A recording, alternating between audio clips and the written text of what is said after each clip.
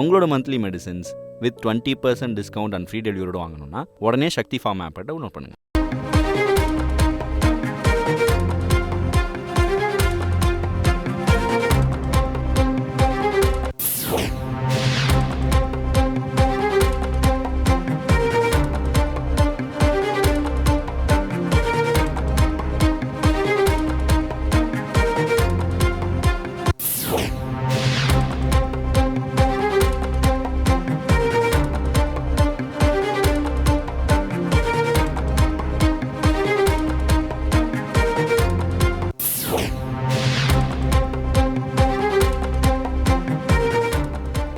மீனவர்கள் விவகாரத்தில் பிரதமர் மோடி மௌன குருவாக இருப்பது ஏன் என முதலமைச்சர் மு.க.ஸ்டாலின் கேள்வி எழுப்பியுள்ளார்.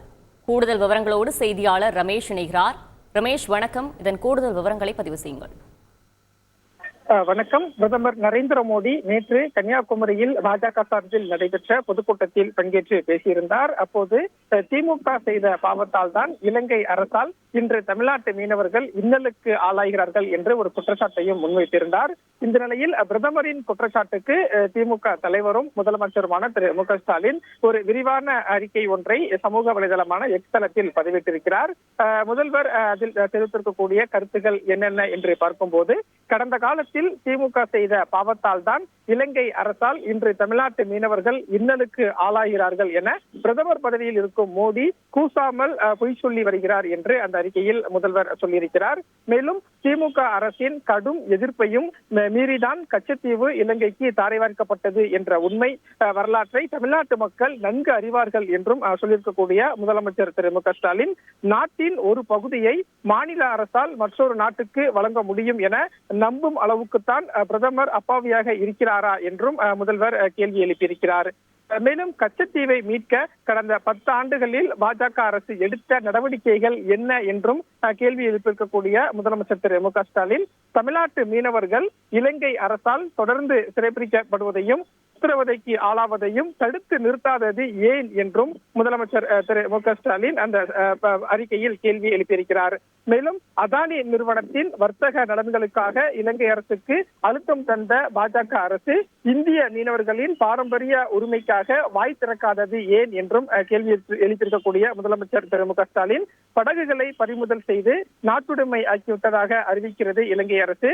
இந்திய அரசு இதை அதிகாரப்பூர்வமாக வெளிப்படையாக கண்டிக்காதது ஏன் என்றும் கேள்வி எழுப்பியிருக்கிறார்.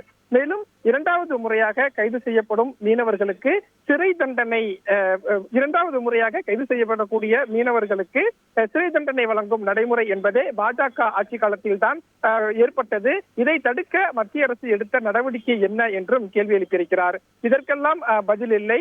ஆனால் தமிழ்நாடு தொடர்ந்து புறக்கணிக்கப்படுவதாக சுட்டிக்காட்டி தமிழ்நாட்டுக்கு செய்து கொடுத்த சிறப்பு திட்டங்கள் என்ன என்று பதில் சொல்லுங்க பிரதமரே என்றும் தமிழ்நாட்டு மக்கள் கேட்ட கேள்விக்கு பிரதமர் எந்த பதிலையும் சொல்லவில்லை. வழக்கமான புழுகுகளும் புலம்பல்களும் மட்டுமே பிரதமர் மோடியின் மேடை பேச்சில் எதிரொலித்தன என்று சொல்லியிருக்கிறார். மேலும் விஸ்வகுரு என மார்த்தட்டிக் கொள்ளும் பிரதமர் மௌன குருவாக இருப்பது ஏன்? தன் சொந்த இயலாமையை மறைக்க திமுக மீது சேற்றிவாரி இறைக்கும் கபட நாடகத்தை எங்கள் மீனவர்கள் தோலுரித்து காட்டுவார்கள் என்று பிரதமரின் குற்றச்சாட்டுக்கு முதல்வர் மு.க.ஸ்டாலின் விரிவான அறிக்கை ஒன்றை வெளியிட்டிருக்கிறார். உங்களோட monthly medicines with 20% discount and free டெலிவரியோட வாங்கணும்னா உடனே சக்தி ஃபார்ம் ஆப்பை டவுன்லோட் பண்ணுங்கள்.